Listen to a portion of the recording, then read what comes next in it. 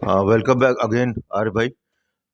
मेरा परिचय आपसे 2019 में जो है यूट्यूब पे से हुआ था।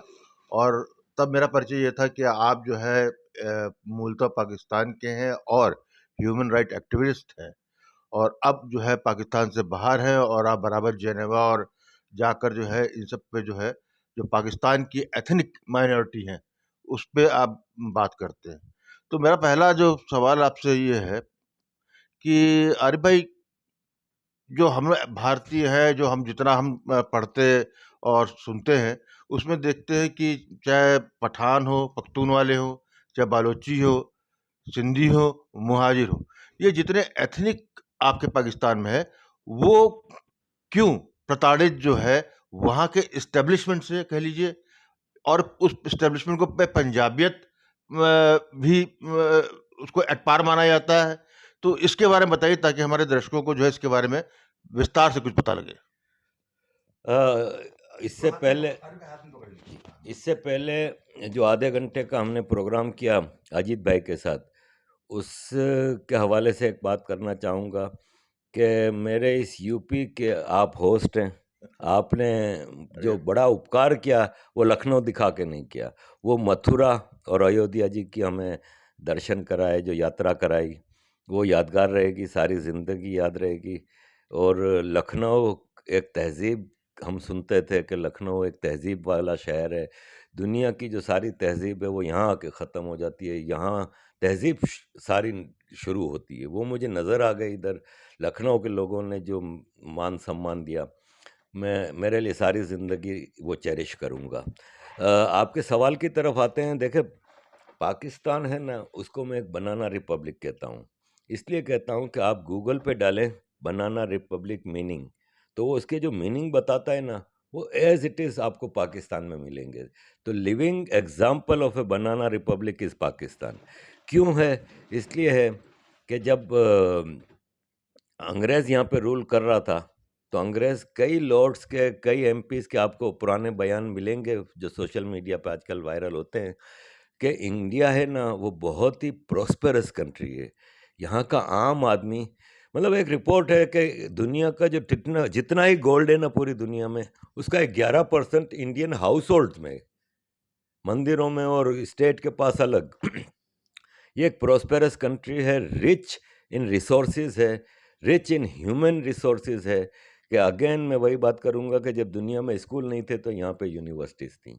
यहाँ के जो आयुर्वेदिक और वैदिक जो नॉलेज है, तो इनको डर था कि जब ये इंग्लैंड, अमेरिका, इंडिया से जाएगा तो इंडिया कुछ ही साल में सबको पीछे छोड़ देगा और एक सुपर पावर बनेगा। तो चूंकि गोरा अंग्रेज़ जो है वो 100 साल पहले की प्लानिंग करता था, उसने उसी वक्त ये प्लानिंग कर ली थी कि हमें जब ये जाना है ना, तो दो चीज़ें करके जाना है यहाँ से। एक तो इसके हिस्से बिखरे कर देने, दूसरा इनको आपस में लड़ाने के लिए कुछ इश्यूज छोड़ के जाने हैं। और यही इन्होंने वर्किंग शुरू की। कराची नाम की एक बस्ती होती थी मछेरों की, बलोच मछेरे वहाँ पे रहते थे, बस्ती थी, किसी ने नाम तक नहीं सुना था। जैसे मेरा गांव आजक है छोटा सा, ऐसे छोटी सी बस्ती थी। इन्होंने कहा कि हमें यहाँ पे इंडिया को तोड़ना है, तो इसलिए यहाँ के इलाके के लिए कोई पोर्ट है नहीं, पाकिस्तान जो आज का है, तो उसके लिए कराची को डेवलप किया। वरना उस वक्त मुंबई जो थी वो पूरे ट्रेड, इस पूरे रीजन की जो रीढ़ की हड्डी थी। तो कराची को बाकायदा एक कॉस्मोपॉलिटन सिटी की डिज़ाइंस पे बनाया गया। वहाँ पे ट्राम, डबल डेकर बस, पूरा म्यूनसिपैलिटी सिस्टम बनाया गया। और उसके बनाने में जो किरदार अदा किया ना, वो मुसलमान नहीं थे, वो थे हिंदू सिंधी, हिंदू गुजराती जो बिजनेसमैन थे। इसके अलावा पारसियों का बड़ा किरदार रहा उसके डेवलपमेंट में। तो इन दोनों कम्युनिटी ने मिल के वहाँ पे डेवलपमेंट की और एक कराची नामी शहर बनाया। अब जब अंग्रेज़ जाने लगा तो इन्होंने कहा कि देखें, ओरिजिनल इंडिया जो होना चाहिए ना, वो ब्रिटिश इंडिया था। इन्होंने कहा इसके चारों तरफ हिस्से कर दो। इन्होंने पहले तो सर काटा, नेपाल और भूटान नामी दो रियासतें बना दी। फिर ईस्ट और वेस्ट साइड के हाथ काटे। इन्होंने कहा इस तरफ भी पाकिस्तान, इस तरफ भी पाकिस्तान, अब इस तरफ वाला बांग्लादेश हो गया। इन्होंने कहा नीचे से पाँव काटो, श्रीलंका को अलग देश बनाओ। नॉर्मली ब्रिटिश इंडिया जब एक था तो आज़ाद क्यों एक नहीं हुआ? तो इन्होंने ये किया। दूसरा इन्होंने ये किया कि आउटस्टैंडिंग इश्यूज छोड़ के गए कि प्रिंसली स्टेट्स के नाम पे इन्होंने कहा ये 500 हैं, इनकी मर्जी है ये क्या करें। ये तो उस वक्त वल्लभ भाई पटेल जी और कुछ लीडरशिप ऐसी थी जिन्होंने दिन रात मेहनत करके सबको एक साथ यूनाइट किया। आते हैं पाकिस्तान की तरफ। पाकिस्तान का ईस्ट लेग था जहाँ पे 54-55% पॉपुलेशन थी, वेस्ट पे 45 40 और 50 के बीच में पॉपुलेशन थी। पावर थी पंजाबी आर्मी की, on the might of its military वो, क्योंकि अंग्रेज़ की फ़ौज में राजपूत भी थे, सिख भी थे, सब थे, लेकिन अंग्रेज़ की सबसे वफादार कुत्ते की तरह जो इनके चलवे चाटते थे वो मुसलमान पंजाबी थे। उस पंजाबी फ़ौज को 1946 में, 47 में नहीं, 46 में फ़ौज का डिवीज़न हुआ था। भारत का डिवीज़न 47 में हुआ है। फ़ौज का डिवीज़न आप रिकॉर्ड देख लें, 1 साल पहले हो गया था और मुस्लिम फ़ौज को पाकिस्तान भेज दिया था।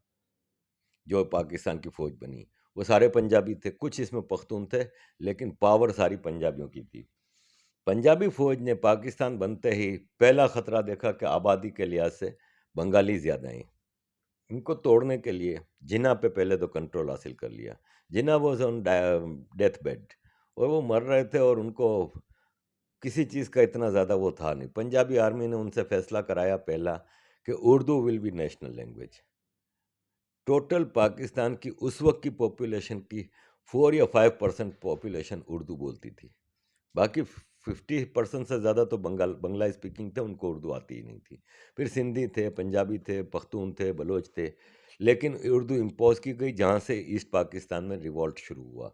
उस रिवॉल्ट को रोकने के लिए, उसको कंट्रोल करने के लिए इन्होंने जो इंडिया से ब्यूरोक्रेसी ने माइग्रेट किया था, महाजिर इस यूपी से, सीपी से, बिहार से, मद्रास से, महाराष्ट्र, गुजरात, राजस्थान, सब जगहों से जिन्होंने माइग्रेशन की थी, उनके साथ मिल के पंजाबी फ़ौज, मुहाजिर ब्यूरोक्रेसी ने मिलकर बांग्लादेशियों का एक्सप्लॉयटेशन शुरू किया। 58 में मार्शल लॉ लगता है, तो बांग्लादेश यानी ईस्ट पाकिस्तान का चीफ मार्शल एडमिनिस्ट्रेटर पंजाबी फ़ौज वहाँ पे रूल कर रही थी। होते होते होते होते एक वक्त आया कि बंगालियों ने अपनी आज़ादी हासिल कर ली। और यहाँ पे मैं ये बताऊँ कि आज़ादी आज भी ना मिलती अगर भारत ने इनकी मदद ना की होती। कि ह्यूमैनिटेरियन ग्राउंड्स पे भारत ने उनकी मदद की, क्योंकि उनका जेनोसाइड हो रहा था। उन वहाँ पे पंजाबी फ़ौज रूल कर रही थी, अयूब खान, याया खान, मुसलसल जो मार्शल लॉ पीरियड था, वो लोग तंग आ गए थे, इनकी बहू बेटियों को उठा के ले जाते थे। इनके रिसोर्सेज कहते थे भूखे नंगे बंगाली हैं। आज बांग्लादेश की तरक्की देखें, इकोनॉमिक डेवलपमेंट, जब 1971 में बांग्लादेश बना तो एक पाकिस्तानी रुपए के 8 टके होते थे, आज 2 रुपए का 1 टका है। ये इकोनॉमिक डेवलपमेंट तो भूखे नंगे नहीं थे, आपने उनको भूखा नंगा रखा था, सब वहाँ से उठा के लेके आ जाते थे। 65 की जंग हुई ना जब इंडिया पाकिस्तान की, तो बंगालियों को एहसास हुआ कि अब हमारा गुजारा नहीं, इसलिए कि पाकिस्तान ने सारी फौज वेस्ट पाकिस्तान की तरफ लगा दी और ईस्ट पाकिस्तान को छोड़ दिया। तो इन्होंने कहा कि फिर ये फौज तो अपने मफाद के लिए है। उन्होंने आज़ादी की, प्योर आज़ादी की लड़ाई शुरू की। हालांकि यही बंगाली थे जिन्होंने पाकिस्तान बनाने की तहरीक में हिस्सा लिया था, लेकिन फिर वो टू नेशन थ्योरी का जो फेलियर, जो ज़बरदस्त, क्योंकि वो अंग्रेज़ों का बनाया हुआ टू नेशन थ्योरी थी। इस भारत देश में हज़ारों साल से, मतलब 1000 साल से हिंदू मुस्लिम साथ रहता था। मैं आपको चैलेंज करता हूं कि 1940 से पहले कोई हिंदू मुस्लिम क्लैश दिखा दे। हिंदू जेनोसाइड होते थे, मुसलमान इन्वेडर्स के दौरों में हिंदू जेनोसाइड होते थे। कोई हिंदू मुस्लिम क्लैश नहीं होता था जैसे बंगाल में हुआ, बिहार में हुआ। ये सब 40 के बाद जब फैसला हो गया था कि पाकिस्तान बनेगा, तब हुए। मिलजुल के ये कौम रहती थी, लेकिन टू नेशन थ्योरी का एक अंग्रेज का शोषा छोड़ा गया। बंगाली जब आज़ाद हो गए, बचा पाकिस्तान, वेस्ट पाकिस्तान, इसमें पंजाबी अब 55% हो गए, तो इनको अब मुहाजिर की या किसी की ज़रूरत नहीं थी। तो पहले तो इन्होंने सिंधी प्राइम मिनिस्टर को यूज़ किया। आर्मी जो टूटी फूटी थी, 93,000 इंडिया के कैद में थे। वेस्ट पाकिस्तान का काफ़ी हिस्सा कब्जे में था इंडिया के। उस ऑक्सफोर्ड एजुकेटेड भुट्टो, जो कि एक अच्छा स्पीकर था, अच्छा नेगोशिएटर था, उसके ज़रिए शिमला में मुआहिदा होता है जिसमें सारी फौज वापस आ जाती है, इलाके सारे खाली होते हैं। अब इनका मकसद पूरा हो गया। फिर इन्होंने अपनी मर्जी का कॉन्स्टिट्यूशन भुट्टो के ज़रिए लाए। भुट्टो का इफादियत ख़त्म हो गई। लटका दिया। ज़िया-उल हक आया, एक शॉविनिस्ट पंजाबी था वो, उसने सा सिंधियों के खिलाफ ऑपरेशन, मुहाजिरों के खिलाफ, सबके खिलाफ ऑपरेशन शुरू किए। बलूचिस्तान 48 से ही अपनी आज़ादी मांग रहा था, क्योंकि Baluchistan was an independent state. 11 अगस्त 1947 को बलूचिस्तान आज़ाद हो गया था। Prime minister Jawaharlal Nehru, governor general Mohammad Ali Jinnah ने वो सॉवरेंटी एक्सेप्ट की थी। पाकिस्तान के कैपिटल कराची में एम्बेसी ऑफ कल्लात, रियासत कल्लात खुल गई थी, लेकिन जिन्ना ने 48 में गन पॉइंट पे एक्सेशन ट्रीटी साइन कराई खान ऑफ कल्लात से और कब्ज़ा कर लिया। तो बलोच तो तब से आज़ादी मांग रहे हैं। तो इन सब के खिलाफ मामला ज़िया-उल हक के ज़माने में चले। फ़ायदा आर्मी को कब हुआ? 79 में अफ़गान इशू शुरू हुआ।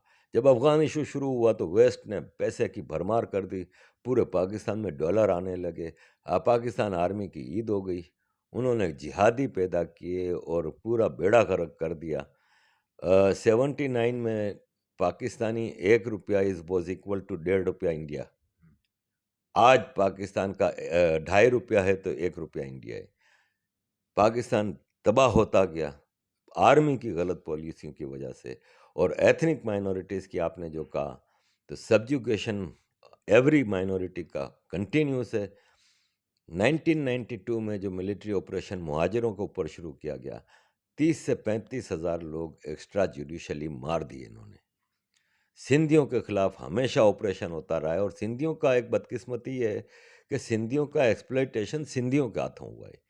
इसलिए कि सिंधी जागीरदार जो है ना, वो पंजाबी आर्मी के साथ मिलके इस रिसोर्सफुल प्रोविंस को लूट मार कर रहे हैं कि पाकिस्तान को चला सिंध रहा है। सिंध से 70% नेशनल एक्सचेकर को जाता है, लेकिन इन्होंने सिंधियों का सब्जुगेशन अपने ही पार्टनर्स जागीरदार जो हैं उनके साथ ज़रिए किया। आम सिंधी की ज़िंदगी बर्बाद है। आप अंदरूनी सिंध चले जाए ना, तो एक मोइनजोदाड़ो इलाका है जो 5000 साल पुराना है। उसके खंडरात जो निकले हैं उसमें आप देखेंगे तो चौड़ी चौड़ी गलियां हैं, नालियां हैं, सफाई के सिस्टम नज़र आते हैं, खुले मकानात हैं। वो मोइनजोदाड़ो 5000 साल पुराना is much developed than Larkana. Larkana जहाँ से जुल्फ़िकार अली भुट्टो प्राइम मिनिस्टर आया, बेनज़ीर भुट्टो प्राइम मिनिस्टर आई, कई चीफ मिनिस्टर आए, लेकिन लाड़काना आज आपको गाँव एक टूटे-फूटे गाँव जैसा लगेगा। सिवाय भुट्टो के मज़ार के वहाँ पे कोई बड़ी बिल्डिंग नहीं है, कच्चे मकानात हैं, गंदगी का आलम है, कोई डेवलपमेंट नहीं है। जागीरदारों के बंगले मिलेंगे, बाकी कुछ नहीं मिलेगा। तो सिंध का एक्सप्लॉइटेशन इस तरह से हो रहा है। बलोचों का तो जेनोसाइड ही चल रहा है। हज़ारों बलोच मिसिंग पर्सन्स की बीवी, बेटी, माँ, बहनें Karachi press club, Islamabad press club के सामने कई सालों से राउंड द क्लॉक इनका धरना जारी है। आपको कोई कवरेज नहीं मिलेगी, कोई उनके बारे में बात करता नज़र नहीं आएगा, लेकिन उनका धरना जारी है कि एक औरत वहाँ पे एक बोर्ड लेके कई साल से बैठी है कि मुझे इतना बता दो कि मैं बेवा हूँ कि नहीं हूँ। ये आलम है कि उठा के ले जाते हैं, कोई रूल ऑफ लॉ नहीं है, कोई ह्यूमन राइट नहीं है। और पख्तूनों के साथ जो ज़्यादती हुई है ना, वो ये हुई है कि पख्तूनों को पहले तो पार्टनर बना के, चूँकि आर्मी में काफ़ी पख्तून थे, अयूब खान, याया खान, इस तरह, लेकिन पार्टनर बना के तो चलते रहे, लेकिन पख्तून को बहुत बाद में रियलाइज़ हुआ कि इंटरनेशनली कहीं कोई एक्सरसाइज होती है ना टेररिज्म के लिए कि बताना है आम आदमी को कि टेररिज्म, तो टेररिस्ट का जो स्टैच्यू खड़ा किया जाता है उस पर पख्तून ड्रेस पहनाया जाता है। पख्तून को रियलाइज हुआ कि यार इंटरनेशनली रिकॉग्नाइज टेररिस्ट भी हम हैं और विक्टिम भी हम हैं। तालिबान किससे लड़ रहा है अफगानिस्तान में? पख्तूनों के साथ, मुसलमानों के साथ। केपीके में हर कुछ किलोमीटर के बाद एक चेक पोस्ट बनी हुई है। वहाँ पे आम पख्तूनों को रोक के जलील किया जाता है, रिश्वतें ली जाती हैं, कपड़े उतार के तलाशियाँ ली जाती हैं हर कुछ किलोमीटर बाद। किसी का घर महफूज नहीं है, जब मर्जी आती है आर्मी छापा मारती है किसी के घर में, चादर चार दीवारी की बेहुरमती करती है, लूटमार करती है, कोई पूछने वाला नहीं है, क्योंकि वहाँ पे ह्यूमन राइट्स है नहीं। पाकिस्तानी प्रोपेगेंडा करते हैं कि कश्मीर में है ना, भारत ने कर्फ्यू लगा के रखा है। आर्टिकल 370 के एब्रोगेशन के बाद आज भी आम पाकिस्तानी ये समझता है कश्मीर में कर्फ्यू लगाए, हाँ। जबकि कश्मीर में लाइफ रवां-दवां है। इवन आर्टिकल 370 के बाद भी मैंने 1 महीने बाद एक दोस्त को कश्मीर में फ़ोन किया, मैंने कहा भाई कर्फ्यू लगा हुआ है। उसने कहा आधे घंटे बाद मैं बताता हूँ। आधे घंटे बाद इसने बाज़ार में जाके वीडियो बना के भेज दी। इसने कहा भाई ये हमारे बाज़ार खुले पड़े हैं, ये सब है।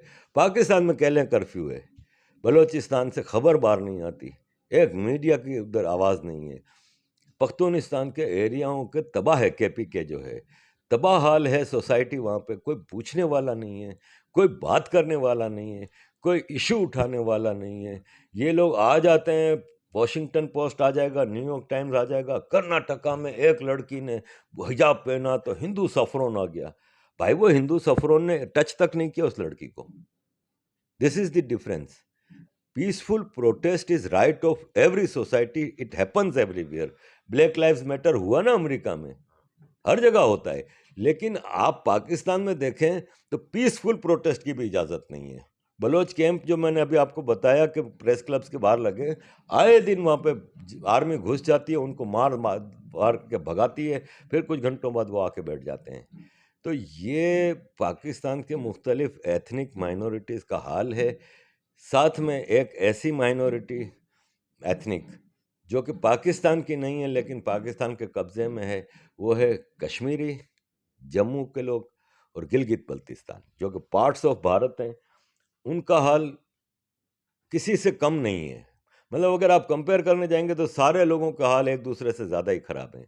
पीओके के साथ सबसे बड़ा जुल्म हुआ। मैंने जिनीवा में एक कश्मीरी से पूछा, मैंने कहा आपने दोनों इलाके देखे हैं, पीओके भी देखा है, इंडियन स्टेट भी देखी है, उस वक्त स्टेट थी, तो क्या फ़र्क लगा?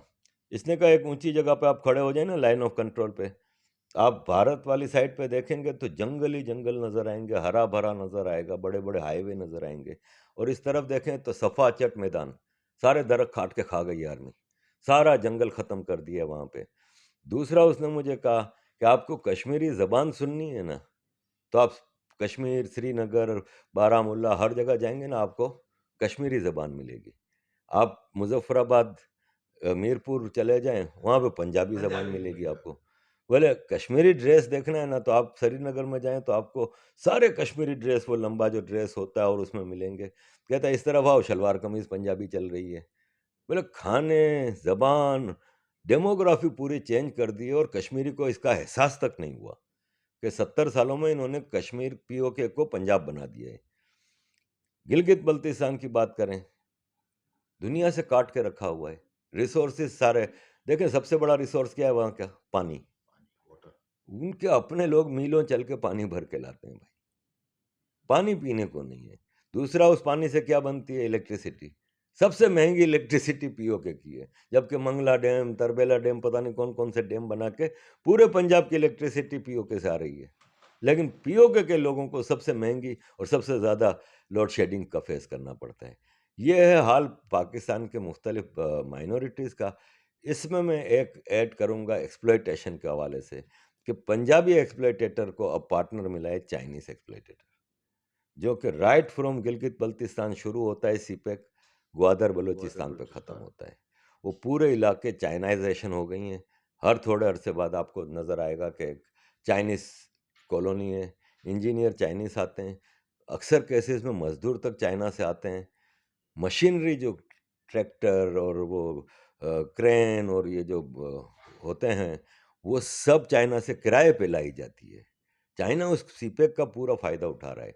चाइनीज़ लोगों को एम्प्लॉयमेंट मिल रही है, चाइनीज़ बिज़नेसमैनों के वारे न्यारे हैं, और गिलगित बल्तिस्तान के लोग परेशान हैं कि एक तरफ पंजाबी आर्मी थी, अब तो ये चाइनीज़ आ गए हैं।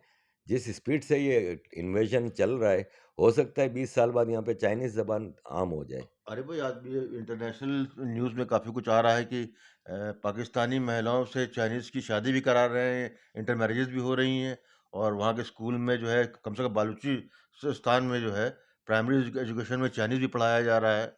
ये इसको किस तरह देखते हैं? ये कल्चरल इन्वेजन है या चाइनीज़ डोमिनेंस जो है भविष्य में आप देखते हैं वहाँ पे? भारत के स्टूडेंट कहीं पढ़ रहा होता है, भारत कोई मसला होता है, फ़ौरन इनको एक-एक को गिन-गिन के अपने बंदे को लाता है, उसकी हिफ़ाज़त को सिक्योर करता है। पाकिस्तान वो बदकिस्मत मुल्क है कि जिसके सिविलियंस को आर्मी तबाह कर रही है। ये जो आपने बात की, इसमें ज़्यादातर क्रिश्चियन माइनॉरिटी लड़कियों के साथ ये हुआ है। और मैं चूँकि गंदा लफ्ज़ इस्तेमाल नहीं कर सकता, लेकिन ये दलाल हैं।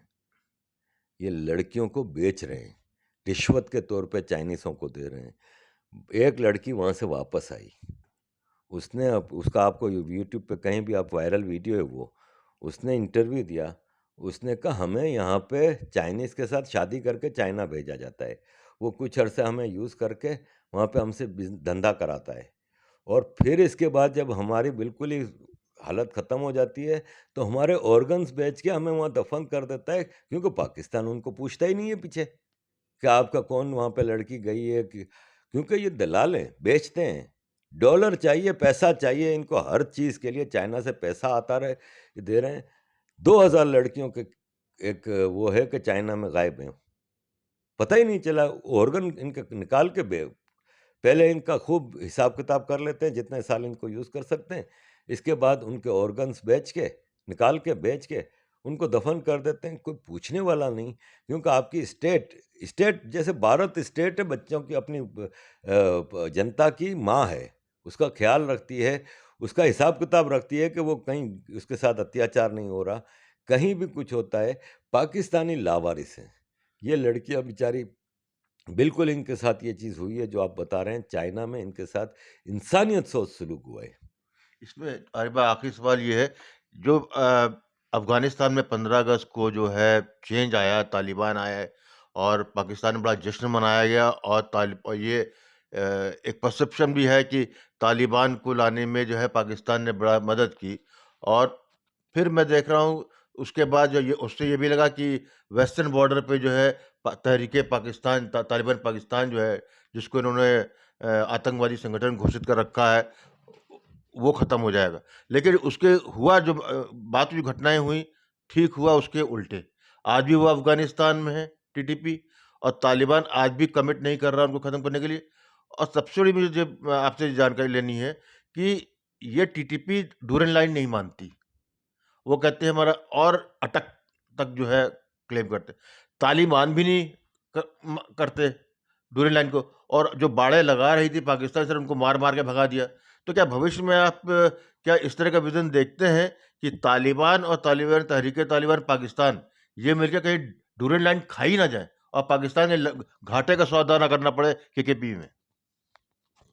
पुष्कर भाई, आपने कहा पाकिस्तान ने तालिबान की मदद की अफ़गानिस्तान टेक ओवर के लिए। पाकिस्तान डायरेक्टर था इस फ़िल्म का। पाकिस्तान का स्क्रिप्ट था पूरा। पाकिस्तान ने जब 2001 में मुशर्रफ को बुश का फ़ोन आता है कि तालिबान को उठाना है, तो पाकिस्तान ने बड़े-बड़े तालिबान कमांडर, ख़ास तौर पे हक्कानीज़ को बचा के रखा, बेगुनाह पख्तूनों को पकड़-पकड़ के अमेरिका के हवाले किया। तालिबान पाकिस्तान की प्राउड क्रिएशन है। पाकिस्तान देखें भारत क्या-क्या एक्सपोर्ट करता है, दुनिया के हर मुल्क एक्सपोर्ट करते हैं। हमारी एक्सपोर्ट सिर्फ़ टेररिज़्म है। हम टेररिस्ट बनाते हैं और वो एक्सपोर्ट करते हैं। हमारी सबसे बड़ी मार्केट इंडिया और अफ़गानिस्तान है, टेररिज़्म के हवाले से। तालिबान पाकिस्तान की प्रोडक्शन है, उसकी बाय प्रोडक्ट है टीटीपी। अब मसला ये है कि जो 14 अगस्त को पाकिस्तान आर्मी ने टेक ओवर कराया अफ़गानिस्तान का तालिबान के ज़रिए, तो अफ़गानिस्तान की जो 3 लाख की फ़ौज थी, उनको पाकिस्तान ने पहले ही खरीद लिया था, और उनको इस पहले ही कह दिया था कि आप मुकाबला नहीं करेंगे। पूरी सेटिंग पाकिस्तान ने की थी। पंजशीर वैली में आज भी पाकिस्तान की हाज़िर सर्विस आर्मी लड़ रही है, तालिबान नहीं लड़ रहे। अब आते हैं ड्यूरेंट लाइन की तरफ। ड्यूरेंट लाइन अंग्रेज़ और ब्रिटिश इंडिया और अफ़गान बादशाह के दरमियान का एक एग्रीमेंट था 100 साल का। वो 100 साल गुज़र चुके।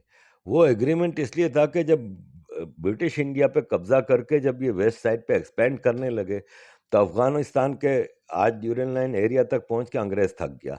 अंग्रेज़ ने कहा यार ये जंगजू कौम है, अब आगे हमें अपना जो कब्ज़ा वाला इलाका है इसको कंसोलिडेट करना है, तो इन्होंने बादशाह के साथ एग्रीमेंट करके ड्यूरेंट लाइन बनाई, जिसको किसी पख्तून ने आज तक एक्सेप्ट नहीं किया। ड्यूरेंट लाइन के इस तरफ वाले भी और उस तरफ वाले भी। तालिबान ने भी शुरू से एक ही बात की है कि हम ड्यूरेंट लाइन को तो एक्सेप्ट नहीं करेंगे। ये हमारा डिवीज़न है, इसको ख़त्म होना है और पख्तून्स को यूनाइट होना है। तो ड्यूरेंट लाइन को ये एक्सेप्ट नहीं कर रहे।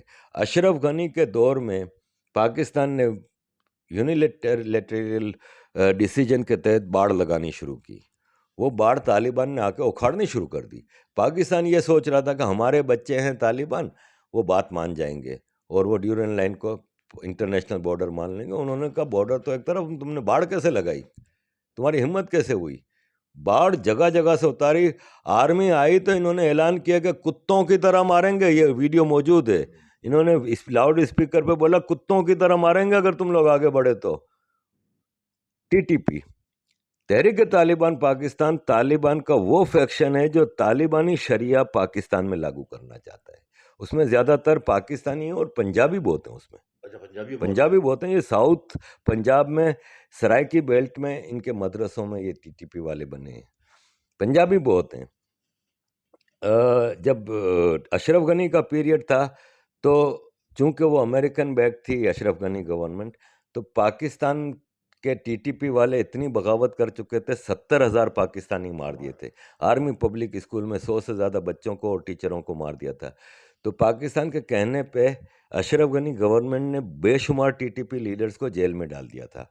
लेकिन जिस दिन तालिबान ने अफगानिस्तान टेक ओवर किया, बगराम जेल के दरवाजे खोल दिए, सारे टीटीपी वाले आज़ाद कर दिए, तो पाकिस्तान के कान खड़े हुए।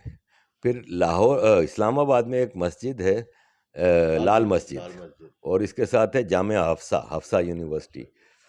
मुशर्रफ पीरियड में आपको याद होगा कि इन्होंने पूरा इस्लामाबाद टेक ओवर कर लिया था। और फिर तो उस मस्जिद का जो दो भाई चलाते थे, मौलवी अब्दुल अजीज़ और गाजी, तो गाजी तो मुशर्रफ के उस ऑपरेशन में मारा गया था और मौलवी अब्दुल अजीज़ बुर्का पहन के भागते हुए पकड़ा गया था। बाद में इसको अदालत ने छोड़ दिया था। वो टीटीपी का पाकिस्तान में सबसे बड़ा नाम है। जिस दिन तालिबान का टेक ओवर हुआ, अगले दिन इसने लाल मस्जिद इस्लामाबाद पे तालिबान का झंडा लहरा दिया। उसका इंटरव्यू मौजूद है कि पाकिस्तान में तालिबानी शरिया हम हर हाल में नाफिज करा के रहेंगे। तो टीटीपी के लोग पाकिस्तान में, एक रिपोर्ट है, इंटरनेशनल रिपोर्ट है अमेरिका के थिंक टैंक की, कि तालिबान टेक ओवर के बाद पाकिस्तान में 170% इजाफा हुआ है टेररिस्ट एक्टिविटीज़ में। ख़ास तौर पे केपी के साइड पे रोज़ ही एफसी पे हमला हो रहा है, बम धमाके हो रहे हैं। टाइम देखिए कितना हुआ, 2 मिनट में बैठे। तो रोज़ ही हमले हो रहे हैं टीटीपी की तरफ से। आपने कहा कि आगे चल के एक बात तो अटल है, ग्रेटर अफगानिस्तान बनेगा। अटक तक आपने कहा, मैं कहता हूं कि आज का जो पंजाब और केपीके का बॉर्डर है, उसके कई इलाके पंजाब में जो आज हैं वो असल में पख्तून हैं। इमरान खान का बर्थ प्लेस मियाँ वाली पख्तून है। इन्होंने अंग्रेज़ों के दौर में पंजाब को बहुत बड़ा किया था। ये एक 100 साल की प्लानिंग थी। उन्होंने पंजाब को एक स्ट्रॉन्ग रीजन बनाना था, बहुत बढ़ाया। सिंध, मुल्तान सिंध का हिस्सा होता था आज पंजाब में। ये जो मियाँ वाली है और उस तरफ के काफ़ी इलाके पख्तून हैं जो कि पंजाब में शामिल किए गए हैं। जिस दिन अफ़गानिस्तान पावरफुल हुआ ना, और जिस दिन सिंधु देश बलूचिस्तान आज़ाद हुआ ना, मैं कहता हूँ ये आधा पंजाब भी ले जाएंगे। अरे भाई, आपने जो नया जो डिस्कोर्स दिया मुझको तो काफ़ी मालूम था, लेकिन ये जो पंजाब और इसका आपने बताया, तो ये तो एक ऐसी बात है कि भविष्य में इसलिए पाकिस्तान का विघटन कुछ ज़्यादा ही स्पष्ट रूप से दिखाई दे रहा है। और मैंने कहा सारी समस्या का अंत भी तभी होगा जब विघटन होगा। मुझे एक भारतीय जर्नलिस्ट ने दिल्ली में सवाल किया कि भाई आप भारत में आतंक का एंड किस तरह देखते हैं, क्या हल है? मैं कहा सिंपल है, मुश्किल भी है। पाकिस्तान के हिस्से हो जाएं, सिंधु देश आज़ाद हो जाए, बलूचिस्तान आज़ाद हो जाए, केपी के चला जाए, पख्तूनिस्तान आज़ाद पख्तूनिस्तान बन जाए, अफ़गानिस्तान में चला जाए, उनका मसला है। सारे रीजन में शांति हो जाएगी, सारा ग्लोबल टेररिज्म ख़त्म हो जाएगा। पाकिस्तान अब अपनी एक्सपायरी डेट गुजार चुका है, अब इसको ख़त्म होना है। ये ख़त्म नहीं होगा तो global peace is at danger. बहुत बहुत धन्यवाद आरिफ भाई, बहुत बहुत धन्यवाद। नमस्कार।